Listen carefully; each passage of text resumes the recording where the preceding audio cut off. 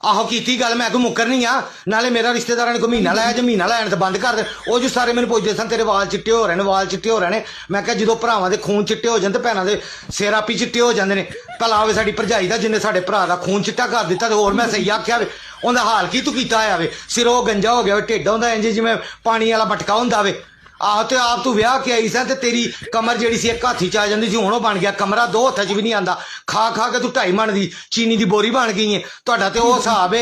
तली में आया तो गली में खाया आ 1 रुपया ना तू आप जोड़नी ना साडे भरा नूं कोई सुख देनी हैगी असीं आ जाईए ते तेरा मूँह बन जांदा वे भैणां तेरियां आ जान ते खी फी छन्नण मुंडण नहीं मुकदे हैगे तेरा ते दिल करदा तू होवें ते तेरियां भैणां साली आ दे घर वाली ते भैणां की हुंदियां ने किराएदार नियां ਉਹ ਤੇ ਸੁਨਾਮੀ ਆਣੀ ਨਹੀਂ ਸੀ ਜਿਹੜਾ ਲਾਵਾ ਅੰਦਰ ਉਬਲਦਾ ਪਿਆ ਸੀ ਇਹਨੇ ਬਾਹਰ ਨਹੀਂ ਸੀ ਆਣਾ